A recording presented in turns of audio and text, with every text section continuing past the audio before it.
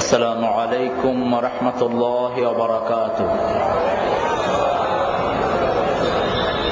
এখানে আসার তৌফিক দিয়েছেন কে?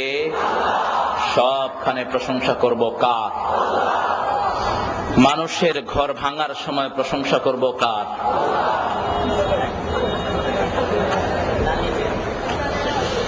আল্লাহর প্রশংসা করে মানুষের ঘর ভাঙা যাবে?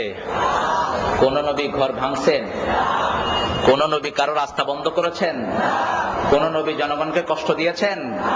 ভাঙার সাথে, অবরোধের সাথে, মানুষকে কষ্ট দেওয়ার সাথে ইসলামের কোন সম্পর্ক? অতএব আমরা নবীদের আন্দোলন করব। রাজি আছেন আপনারা সবাই?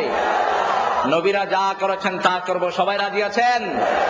বাংলাদেশ মেরুকরণ হচ্ছে, একটা গ্রুপ চলে যাচ্ছে তৌহিদের পক্ষে, আরেকটা তৌহিদের বিপক্ষে। একটা গ্রুপ শিরকের পক্ষে, আরেকটা গ্রুপ শিরকের বিপক্ষে। একটা গ্রুপ কোরআনের পক্ষে, আরেকটা গ্রুপ কোরআনের বিপক্ষে। একটা গ্রুপ ইবলিসের দলে, আরেক গ্রুপ আদমের দলে। একটা গ্রুপ ফেরাউনের দলে, আরেকটা গ্রুপ মুসার দলে। একটা গ্রুপ আবু জেহিলার দলে, আরেকটা গ্রুপ মুহাম্মদ সাল্লাল্লাহু। আপনারা কার দলে থাকবেন? আল্লাহর দলে থাকবো। সবাই রাজি আছেন তো? আল্লাহ কবুল করুন। সফলতা বিফলতা রাসূলের দলে থাকার মধ্যে, অন্য কোথাও সফলতা নাই। আজকে নোবেল পুরস্কার যারা পায় এরা হলো ইসলামের জঘন্য দুশমন। এই পর্যন্ত নোবেল পুরস্কার যতজনকে দেওয়া হয়েছে সবগুলো ইসলামের জাতীয় দুশমন। উপমহাদেশ থেকে ইংরেজরা যখন 1000 কোটি টাকা ছিনিয়ে নিয়েছিল, সে সময় রবি ঠাকুরকে তারা কিছু টাকা দিয়ে নোবেল পুরস্কার দিয়ে ধন্য করেছে। সে সময় ইংরেজ বিরোধী আন্দোলন চলছিল, রবি ঠাকুর ইংরেজদের পা চাটা একজন গোলাম ছিলেন। অন্যদিকে নজরুল ছিল ইংরেজদের বিরুদ্ধে তৌহিদের পক্ষে, ঠিক কিনা? নজরুল তখন বলেছিল, সারা দেশ ছাড়বি কিনা বল, না ছাড়িলে কিলের চোটে হাল করিব জল। কারার ওই লৌহ কাপাট ভেঙে ফেল কবরে লাপাট, রক্ত জামাট শিকল পূজার পাষাণ ভেদি। একই সাথে এই নজরুল লিখেছে, আল্লাহ আমার প্রভু আমার নাহি নাহি ভয়, আমার কিসের শঙ্কা, কোরআন আমার ডঙ্কা, ইসলাম আমার ধর্ম, মুসলিম আমার পরিচয়। আলহামদুলিল্লাহ বলেন। আর রবি ঠাকুর ওই সময় লিখছিলেন, আমারও পরানো যাহা চায় তুমি তায় তায় গো, তোর চরণ তলে ঠেকাই মাথা। নাউজুবিল্লাহ বলেন। সেজন্য তারা তাকে নোবেল পুরস্কার দিয়েছে। এখন একজনের চেহারা খুব দেখা যায় টেলিভিশনে। বাংলাদেশের মহিলাদেরকে বিভৎস করার জন্য, গ্রামে গঞ্জে সুদের মতো কবিরা গুনাহকে পৌঁছে দেওয়ার জন্য সবচেয়ে বড় অবদান যিনি রেখেছেন তার নাম হলো ডাক্তার ইউনূস। সুদ এত বেশি কোন ব্যাংকে নাই যত বেশি গ্রামীণ ব্যাংকে, এবং এই সুদ দিয়ে তিনি মানুষের বাড়িঘর ভেঙে নিয়েছেন। এটার অসংখ্য নজির আছে। যদি ইসলাম থাকতো, হাজার হাজার জিনার দায়ে তাকে শাস্তি দেয়া হতো। আল্লাহ আমাদেরকে সঠিক সমঝ দান করুক, আমরা বলি আমিন। আমার নবী বলেছেন, একটা কাজে সুদের খায় 42 বার মায়ের সাথে জিনার গুনাহ তার আমলনামায় ওঠে। এই অপকর্মের সাথে যে জাতিকে লিপ্ত করেছে তার জন্য আমাদের কোনো শ্রদ্ধা থাকতে। মুমিন কারা, এই সংজ্ঞাটা আমাদের নিতে হবে কোরআন থেকে। কে বলবেন? কে বলবেন? আল্লাহ বলবেন। যেহেতু মুমিন নাম আল্লাহই রেখেছেন, মুমিন নামে একটা সূরাও কোরআন শরীফে দিয়েছেন, আবার মুমিনুন নামেও সূরা দিয়েছেন। এক বচনও আছে, বহু বচনও আছে, কিন্তু শুধু সূরা কাফের নাই, কাফেরুন আছে। কাফেরুনদের জন্য ছোট্ট একটা সূরা দিলেন। বিশ্বনবী প্রতিদিন ফজরের নামাজে সুন্নতের সময় এই সূরাটা তেলাওয়াত করতেন, কারণ কাফেরদের সাথে আমাদের কি আন্ডারস্ট্যান্ডিং হবে, কি ভূমিকা আমরা তাদের সাথে রাখবো, সেই নীতিমালা নির্ধারণ করে দিয়েছেন কে? একই সাথে সূরা কাফিরুন পড়তেন আর সূরা ইখলাস পড়তেন। আবার রমজানুল মুবারকে যখন বিতরের নামাজ পড়তেন সেই সময় প্রথম রাকাতে পড়তেন সাব্বিহাসমা রাব্বিকাল আলা, দ্বিতীয় রাকাতে পড়তেন কাফিরুন, তৃতীয় রাকাতে পড়তেন কুল হুয়াল্লাহু আহাদ আল্লাহুস সামাদ লাম ইয়ালিদ ওয়া লাম ইউলাদ ওয়া লাম ইয়াকুল লাহু কুফুয়ান আহাদ। কার পরিচয়? আরো চিৎকার করে বলেন, আল্লাহর পরিচয়। ঈমানের প্রথম শর্তই হলো কালেমার ঘোষণা। এই কালেমার ঘোষণা দিতে হবে তিনটি পর্যায়ে, ইকরার বিল লিসান, তাসদীক বিল জানান, আমল বিল আরকান। একজনে কালেমার ঘোষণা দিল, তার হৃদয়ের মধ্যে এটার বিশ্বাস থাকবে। যখনই সে কালেমার ঘোষণা দিল, ফজরের আযান হলে আর সে বাড়িতে ঘুমিয়ে থাকতে পারবে না। যখনই নামাজের আযান হলো, কালেমার সাথে সাথেই নামাজের ঘোষণা দিয়েছেন কে? আল্লাহ বলছেন, শুনো আমি কি দিয়েছি, ঈমানের বহিঃপ্রকাশের জন্য কি দিয়েছি শোনো। আল্লাযীনা ইউমিনুনা বিল গায়বি ওয়া ইউকিমুনাস সালাতা ওয়া মিম্মা রাযাকনাহুম ইউনফিকুন। ঈমান আনার সাথে সাথে নামাজ কায়েমের আন্দোলন করবা। যেই দলে নামাজ আছে, যেই দলের নেতা নামাজি, কর্মীরাও নামাজি, যেই দল নামাজকে রাষ্ট্রীয় মর্যাদায় আনতে চায়, সেই দল করার কথা বলেছেন কে? আপনারা সেই দল করতে রাজি আছেন না নাই? কে কে রাজি নেই? হাত তুলে আমাকে দেখাও।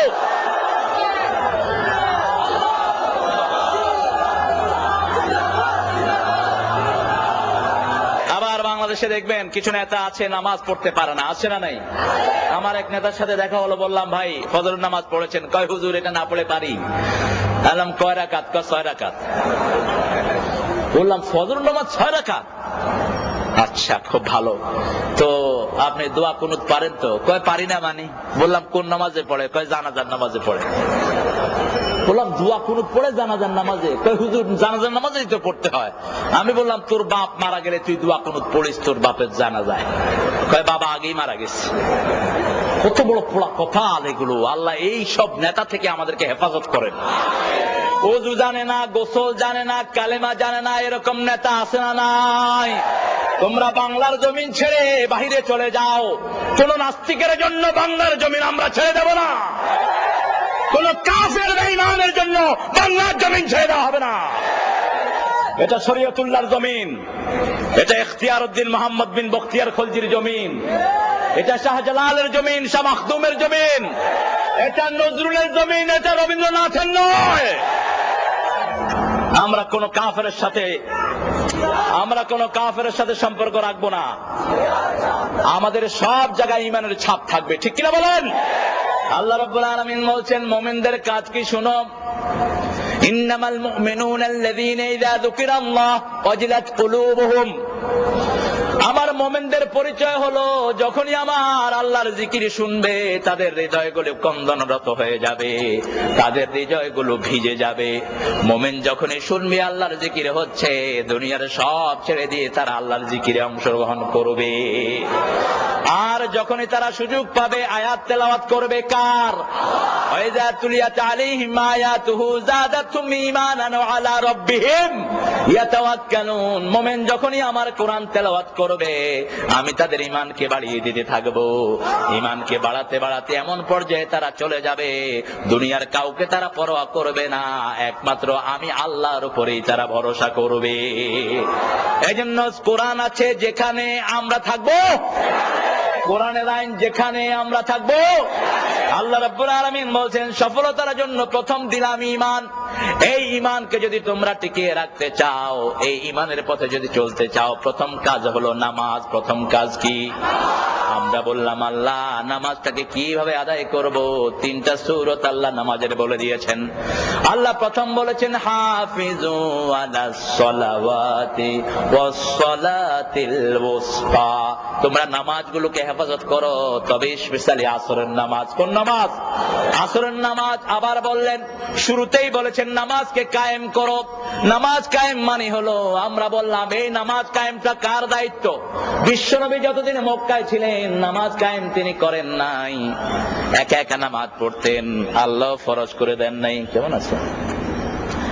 যখনই মদিনায় গেলেন আল্লাহ বললেন আল্লাযীনা ইম্মাক্কান্নাহুম ফিল আরদি আকামুস সালাত ওয়া আতাউয যাকাত ওয়া আমারু বিল মা'রুফ ওয়া নাহাউ আনিল মুনকার। আমার কোন গোলামকে যখন আমি ক্ষমতায় বসাই তার প্রথম কাজ হলো সে নামাজ কায়েম করবে। এরকম গোলামের পিছনে থাকতে রাজি আছেন তো? আর যারা কয় কোরআনের দরকার নাই, টুপি দাঁড়ের কোনো দরকার নাই, তাদের সাথে আমাদের কোনো সম্পর্ক। এই দেশ টুপি দাঁড়ির দেশ, ঠিক না বেঠিক? এই দেশের প্রতিটি মানুষের সাথে কোরআনের সম্পর্ক বেশি না কম? তোমরাও তো সুযোগ পেলে যখন সুযোগ পাও কোরআনের মানুষের সাথে ধোঁকা দেওয়ার জন্য হাত তোলো, আছে না নাই? এদের কথা কোরআন শরীফে আছে না নাই? এদেরকে যখন সাধারণ লোকেরা বলে ওয়াইযা কিলা লাহুম আমিনু কামা আমানান নাস, যখন তাদেরকে বলা হয় তোমরা ঈমান আনো যেমন সাধারণ মানুষ ঈমান এনেছে, তারা বলে আনুমিনু কামা আমানাস সুফাহা, বেকুবদের মতো আমরা ঈমান আনবো নাকি? আল্লাহ বলছেন ও মুমিনেরা শুনে রাখো, এদের মতো বেকুব, এদের 14 গোষ্ঠী বেকুব, ঠিক কি না? আলা ইন্নাহুম হুমুস সুফাহা ওয়ালাকিন লা, তারা যে এত বড় বেকুব, কত বড় বেকুব নিজেরাও বোঝে না। অল্প দিনের দুনিয়া দিয়ে আখিরাতকে নষ্ট করে, আর আমরা অল্প দিনের দুনিয়া দিয়ে চিরস্থায়ী আখিরাতকে আমরা গড়ে নেই। ওরা যখন কোন মিছিলে আসে, মিটিং এ আসে, মানুষকে বলে ও মানুষেরা শুনো, মানুষকে বলে আমরা তো আসলে মুমিন। আমিনান নাসি মান ইয়াকুলু আমান্না বিল্লাহি ওয়া বিল ইয়াউমিল আখির ওয়া মা হুম বিমুমিনিন। কার কথা? আল্লাহ বলছেন এরা বলে আমরা মুমিন, আমরা আখিরাতের উপর ঈমান এনেছি। আল্লাহ বলেন খবরদার, এরা কিন্তু মুমিন না। যারা ঈমানের আন্দোলন করবে না, কোরআনের আন্দোলন করবে না, ইসলামের জন্য কথা বলবে না, তারা কোনোদিন মুমিন হতে। কার কথা? কার কথা? আমরা বললাম আল্লাহ এরা কি? আল্লাহ বলছেন এরা হলো ধোঁকাবাজ। ইউখাদিউনাল্লাহ, পড়েন ইউখাদিউনাল্লাহ ওয়াল্লাযীনা আমানু ওয়া মা ইয়াখদাউনা ইল্লা আনফুসাহুম ওয়া মা ইয়াশউরুন। এরা হলো ধোঁকাবাজ, আল্লাহকে ধোঁকা দেয়, মুমিনদেরকে ধোঁকা দেয়। আল্লাহ যে মুমিনদেরকে কত ভালোবাসেন, আল্লাহকে ধোঁকা দেয় আর মুমিনদেরকে ধোঁকা দেয়। তার মানে আল্লাহ কার সাথে আছেন? জোরে বলেন। আমরা বললাম আল্লাহ মুমিনের সাথে আপনার সম্পর্ক কি? আল্লাহ বলছেন শুনো মুমিনের সাথে আমার সম্পর্ক কি। আল্লাহু ওয়ালিয়ুল্লাযীনা আমানু ইউখরিজুহুম মিনাল যুলুমাতি ইলান নূর। দুনিয়াতে যতজন ঈমানের দাবি করেছে আমি আল্লাহ তাদেরকে আমার বন্ধু বলে কবুল করে নিয়েছি। আল্লাহু ওয়ালিয়ুল্লাযীনা আমানু, কে বলছেন? কে বলছেন? ইউখরিজুহুম মিনাজ যুলুমাতি ইলান নূর। আমার মুমিনদেরকে আমি অন্ধকার থেকে আলোর দিকে নিয়ে যাই। আমার দেশের উপরে সেই জন্য আল্লাহর রহমত আছে না নাই? বেশি না কম? গার্মেন্টস সেক্টরকে ধ্বংস করে দিয়ে বিদায় করে দিতে চাওয়া হয়েছে, কিন্তু আল্লাহ টিকিয়ে রেখেছেন। সুবহানাল্লাহ বলেন। আবার চেষ্টা করা হলো এই দেশ থেকেও কার্যকর করে আরেকটা বিদেশি মদত পুষ্টকে এই দেশে এনে বসিয়ে দেওয়া হবে। আমেরিকা, ইংল্যান্ড, দুনিয়ার কোন কাফের দেশের অরাজকতা আমরা সহ্য করব না, ঠিক কিনা? ভাউসার সাহেবেরা আসেন আমাদের দেশে। নাম কি? ভাউসার। নাম মাশাআল্লাহ, কুত্তাও বেশি দেয় নাম হলে। ভাউসার, ভাউসার সাহেব আসছে আমাদেরকে প্যাড দেওয়ার জন্য। আমরা বললাম আমরা ভাউসার টাউসার মানি না, আমরা নামাজ আছে যেখানে আমরা আছি, ঈমানের কথা যেখানে আমরা আছি। এজন্য বাংলাদেশের জেনারেল মানুষকে যারাই কিনতে চায় কালেমার দোহাই দেয়, আছে না নাই? কারণ কালেমা ছাড়া বাংলাদেশের মানুষকে কিনা সম্ভব নয়। বুঝতে হবে যাদের আন্দোলনের মধ্যে কোরআনের কর্মসূচি নাই, নামাজের কর্মসূচি নাই, ইসলামের কর্মসূচি নাই, এরাই হলো ধোঁকাবাজ এবং বেঈমান। সেজন্য আমার আল্লাহ বলছেন, শুনো, ঈমানের প্রথম শর্ত হলো নামাজ। নামাজ কায়েমের আন্দোলন করবা, যাতে নামাজ যখন রাষ্ট্রীয়ভাবে কায়েম না হবে, তোমরা নিজেদের পরিবারে, নিজেদের সংসারে, নিজেদের দলের ভিতরে যারা থাকবে, নামাজ কায়েম করবে তার ঘরে। সকাল থেকে নিয়ে রাত পর্যন্ত নামাজ কায়েম করবে কার কথা? আর ফজরের সময় বেশি করে কোরআন পড়বে। এই দুইটা গুণ যার মধ্যে আমি আল্লাহ পাবো, কিয়ামতের ময়দানে এই কোরআন তার জন্য সাক্ষী হয়ে যাবে। আকিমিস সালাতা লিদুলুকিশ শামসি ইলা ওয়াসাকিল লাইল ওয়া কুরআনাল ফাজর ইন্না কুরআনাল ফাজর কানা মাশহুদা। আল্লাহ বলছেন, সকাল থেকে নিয়ে রাত পর্যন্ত নামাজ কায়েম করো। কার কথা? কারণ নামাজের ভিতরে আমরা কার কথা পড়ি? আল্লাহর কথা পড়ি। এই জন্য নামাজ, যাদের জীবনে নামাজের কর্মসূচি নাই, তারা কখনো মুমিন হতে। আপনি নিজে নামাজ পড়েন, কিন্তু নামাজে যেই দল রাষ্ট্রে গেলে, রাষ্ট্রীয় ক্ষমতায় গেলে নামাজ কায়েম করবে, এমন দলের সাথে আপনার বন্ধুত্ব নাই, আপনার সম্পর্ক নাই। আপনার সম্পর্ক এমন দলের সাথে যারা মসজিদে তালা লাগিয়ে দেয়, যারা টুপি দাড়ির অপমান করে, নামাজের বেইজ্জতি করে। বুঝতে হবে আপনার নামাজ জীবনেও কবুল। অত্যন্ত স্পষ্ট ভাবে আল্লাহ রাব্বুল আলামিনের হাবিব বুখারীর বর্ণনায় সাইয়েদনা ওমর ফারুকের থেকে বর্ণিত একটি হাদিস বর্ণিত হয়েছে। একটা লোক বিশ্ব নবীর পিছনে নামাজ পড়তেন। কি করতেন? বিশ্ব নবীর সাথে ইফতারি করতেন, দাওয়াতে যেতেন। আল্লাহর হাবিব সাল্লাল্লাহু আলাইহি ওয়াসাল্লাম লোকটা মারা যাওয়ার পরে তারা জানাজায় রওনা হলেন। ওমর ফারুক জামা টেনে ধরলেন। 5টা জায়গায় ওমর একা সিদ্ধান্ত নিয়েছেন। ওমরের সিদ্ধান্তের উপর আল্লাহ কোরআনের আয়াত নাজিল করে দিয়েছে। এজন্য বিশ্ব নবী বলতেন, আমার পরে যদি কেউ বিশ্ব নবী হতো, আমার ওমর হয়ে যেত বিশ্ব নবী। এত বড় কথা কোন সাহাবীর ব্যাপারে বিশ্ব নবী বলেন নাই। লাউ কানা নাবিয়্যাম মিন বাদি লাকানা ওমর। আমার পরে যদি কেউ বিশ্ব নবী হতো, তাহলে সেই সম্মান আল্লাহ ওমরকে দান করে দিতেন। আবার ইসলামের ব্যাপারে সামান্য একটু ত্রুটিও তিনি বরদাস্ত করতেন না। যেখানেই দেখতেন ইসলামের খেলাফ হচ্ছে, তার গর্দানটাকে দুনিয়া থেকে বিদায় করে দিতেন। সুবহানাল্লাহ বলেন। কোন মুনাফিক যখন ইসলামের সাথে বেয়াদবি করেছে, তার প্রতিশোধ নিয়েছেন সাইয়েদনা ওমর। সুবহানাল্লাহ বলেন। বিশ্ব নবীর বিচার মানে না এক মুনাফিক। আল্লাহর হাবিবের বিচার না মেনে আবু বকরের কাছে গেলেন। তিনি বললেন, আমি এই বিচার ফয়সালা করতে পারবো না, কারণ বিশ্ব নবীর উপরে বিচার ফয়সালা করার আর কারো দুনিয়াতে ক্ষমতা। লোকটা চলে গেলেন সাইয়েদনা ওমর ফারুক রাদিয়াল্লাহু আনহুর বাড়িতে গিয়ে বললেন, আমি সানি করাইতে আসছি।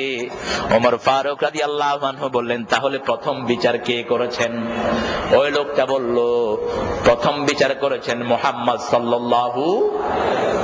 ওমর ফারুকের সারা শরীর যেন শিহরিয়ে ওঠে। তিনি বললেন, বিশ্বনবীর বিচার কি তোমার পছন্দ হয় নাই? কয় না, তিনি ইহুদির পক্ষে রায় দিয়েছেন, আর আমি মুসলমান, আমার বিপক্ষে রায় দিয়েছেন। এবার আবার জিজ্ঞেস করলেন, তোমার কি বিশ্বনবীর ফয়সালাটা পছন্দ হয় নাই? কয় না। কি করতে চাচ্ছ? কয়, ওমর আপনি একটা ফয়সালা দিয়ে দেন। ওমর বলেন, একটু বসো, আমি ফয়সালা দিতে হলে একটু ভিতরে যাওয়া লাগবে। ভিতরে থেকে খোলা তলোয়ার নিয়ে এসেছেন, এক কোপে শরীর থেকে গর্দানটা নামিয়ে দিয়েছেন। আজকের যুগে যদি এরকম ওমর হতো, ইসলামের শত্রুরা ইসলামকে নিয়ে বামরামি করতে পারত না। ঠিক কিনা বলেন? এদেশের কবি কুখ্যাত অসভ্য, কুখ্যাত কবি আমার নবীকে গালি দিয়েছে। এক কবি, এক সাহিত্যিক মারা যাওয়ার 5 বছর আগে বলেছে, আমার নবী নাকি চরিত্রহীন ছিল। যেই নবীর ব্যাপারে সারা কোরআন আল্লাহ অক্ষ করে দিয়েছেন।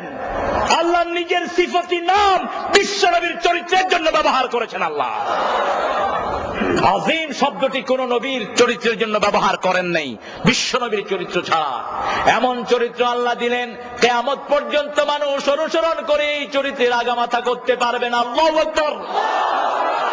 সেই নবীর ব্যাপারে যখন এত কটু কথা বলা হলো, তাকে বলা হলো সাহসী লেখক। তিনি নাকি সাহসী লেখক। এদেশের ক্ষমতাসীনরা যদি তৌহিদ বুঝতো, কোরআন বুঝতো, ওই লেখকটা বাংলাদেশে ঢুকার সাথে সাথে তাকে ফাঁসি কাস্টে ঝুলানো হতো। ঠিক কিনা? কারণ পৃথিবীতে যারা বিশ্ব নবীর বিরুদ্ধে কথা বলে, দুনিয়াতে বেঁচে থাকার তাদের কোনো অধিকার আল্লাহর হাবিব সাল্লাল্লাহু আলাইহি ওয়াসাল্লামের বিরুদ্ধে এত বড় কথা কোন ইহুদি, কোন খ্রিস্টান, কোন বেঈমান কখনোই বলতে পারে নাই। তার মৃত্যু হলো জার্মানে। লোকটার নাম জানেন তো আপনারা? কি নাম? অজাত। আমি গত রমজানে আমার প্রোগ্রাম ছিল ইংল্যান্ডে, সেখানে এই যে রমজানটা গেল 15, তো ওই রমজানে একটা প্রোগ্রাম ছিল ইংল্যান্ডে, ইউরোপিয়ান সব মসজিদের ইমাম যারা মসজিদ কন্ট্রোল করেন এদের। তো জার্মান থেকে যারা এসেছে আমি তাদেরকে জিজ্ঞেস করলাম, how did he die? This atheist, এই নাস্তিকটা কেমনে মারা গেছে? তো তারা বললো যে হি ড্রাগ ভাইগ্রা। ভাইগ্রা একটা মদ আছে যেটা খেলে শরীর গরম হয়। এখন গরম হওয়ার জন্য শরীরে ওই তাপ সহ্য করার ক্ষমতা থাকার দরকার আছে না নাই? জোয়ান বয়সে যেটা খাইবে সেটা খেয়াল আছে বুড়া বয়সে।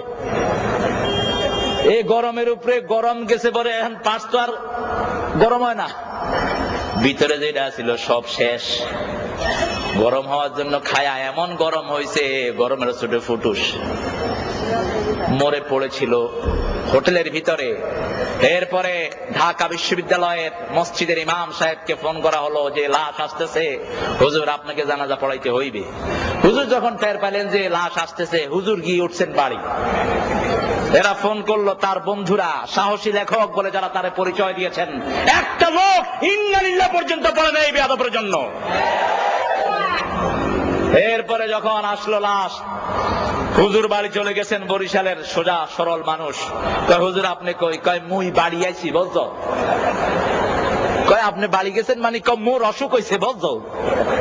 তো কি অসুখ হয়েছে হেই আমার আল্লাহ জানে, কার কি অসুখ হয় এটা তো আল্লাহই জানে। আলহামদুলিল্লাহ বলেন। আমাদের সমাজের ইমামরা হলো সবচেয়ে নির্যাতিত, সবচেয়ে সরল, ঠিক কিনা বলেন? আমাদের দেশের ইমামদের মর্যাদা যদি আমরা ইমামের মর্যাদায় দিতে পারতাম, বাংলাদেশে ইসলামের অবস্থা আরো অনেক ভালো হয়ে যেত। ব্যক্তিত্ব সম্পন্ন কিছু ইমাম এখনো আল্লাহর জমিনে আছে না নাই? জানাজার জন্য গোসল হয়েছে কিনা আল্লাহ ভালো জানে, কারণ গোসলটা দিবে কে? যা খাটিয়ে ধরছে সব কয়টা নাস্তিক আর বেনামাজি। খেলায় পড়ে জানাজার নামাজের আয়োজন। এরপরে মুয়াজ্জিন সাহেব ঘুমানো ছিল, মুয়াজ্জিন সাহেবেরা ডাইকা উঠাইছে, উঠ নামাজটা পড়। নামাজ পড়ানোর পরে ইমাম সাহেবরা ধরলো যে নামাজ পড়াইলি কেন? কয় কি পড়াইছি আমি জানি, আমার আল্লাহ জানে। বিশ্বনবী জানাজা পড়েন এক লোকের, কে পড়েছেন? বিশ্বনবী। ওমর জামা টেনে ধরলেন, আল্লাহর হাবিব বললেন আখতানি আল্লাহ। ওমর বললেন ইয়া রাসূলুল্লাহ, এই লোকটারা জানাজা পড়ায়েন না। ওহুদের জিহাদে পিছন থেকে লোক নিয়ে ভেগে গেছে, কত বিভিন্ন ভাবে আপনাকে কত কষ্ট দিয়েছে, মুসলমানদের জাতীয় দুশমন ছিল এই লোক। আল্লাহর হাবিব বললেন আমার আল্লাহ তো আমাকে এখনো নিষেধ করেন নাই। বিশ্বনবী তারা জানাজায় দাঁড়ালেন, এত লম্বা দোয়া পড়লেন, নিজের মুখে লালা দিলেন, তার মুখে নিজের জামা মুবারক তার কাফনের জন্য দিলেন। আল্লাহ বললেন নবী, একবার না দুইবার না 70 বার যদি লাউ তাস্তাগফিরুনা 70 মাররা লান ইয়াগফিরাল্লাহু যুনুবা, যদি 70 বার তার জন্য আপনি মাপ চান, আল্লাহ তার জীবনের গুনাহ মাফ করবে না। কারণ নামাজ পড়তো আপনার পিছে, সব করতো আপনার সাথে, কিন্তু তার নেতা ছিল মুশরিক। নেতা ছিল কে? তার দল ছিল কোরআন বিরোধী দল। অতএব কোরআন বিরোধী লোক কোনদিন আপনার সাথে কবুল হতে পারে না। সেজন্য আমার আল্লাহ বলছেন প্রথমে তোমার নেতা ঠিক করে নিবা, কোন নেতার পিছনে যাবা। কিয়ামতের ময়দানে সূরা বনী ইসরাঈলে আল্লাহ বলছেন আমি কোন মানুষকে একাকী ডাকবো না। ইয়াউমা নাদউ কুল্লু উনাসিন বিইমামিহিম, আমি প্রত্যেক মানুষকে তার ইমাম সহকারে ডাকবো। কার কথা? ইমামকে আগে ডাকবো, কোন নেতার পিছনে চলেছে সেই নেতাকে আগে ডাকবো, তারপরে কর্মীদেরকে ডাকা হবে। নেতা সাহেব আসবেন, জীবনেও পশ্চিম দিকে ফিরে আসার খায় নেই, এরকম নেতা আছে না নাই? কমিউনিস্ট আছে না নাই? নেতা সাহেব আসবে, আরে সর্বনাশ। কর্মীদেরকে আল্লাহ বলবে দোকান ভাঙছিলি কেন? কই এইটা কইছে। ওই মানুষের কষ্ট দিয়েছিলি কেন? এই যে এই নেতা কইছে ইন্না সাদাতানা ওয়া কুবারানা ফাআদাল্লানা, আমাদের এই নেতাগুলো আমাদেরকে গোমরা বানিয়েছে, আমাদেরকে পথভ্রষ্ট করেছে, মানুষকে অত্যাচারিত করার জন্য সব সময় কুমন্ত্রণা দিছে। নামাজের কথা বলে নাই, রোজার কথা বলে নাই, মানুষের উপরে ইহসানের কথা বলে নাই, কথাগুলো কোরআন শরীফ শরীফে আছে না নাই? এবার নেতাগুলো কি জবাব দিবে সেটাও সূরা ইব্রাহিমে আল্লাহ তুলে দিয়েছেন। আল্লাহ বলছেন নেতাগুলো সেই দিন বলবে ফালা তালুমুনি, পড়েন, ফালা তালুমুনি ওয়ালুমু আনফুসাকুম, আমাদেরকে বৎসরা দিও না, আমরা তো তোমাদেরকে কোরআন দিয়ে ডাকি নাই, হাদিস দিয়ে ডাকি নাই, সাহাবীদের চরিত্র দিয়ে ডাকি নাই, নবীদের কথা দিয়ে ডাকি নাই, কোন মুমিনের উপমা দিয়ে ডাকি নাই। দাউতুকুম ফাস্তাজাবতুম লি, এমনি ডাক দিয়েছি, দলে দলে আমাদের ডাকে সাড়া দিয়েছো, এখন কেন আমাদেরকে দোষারোপ করো?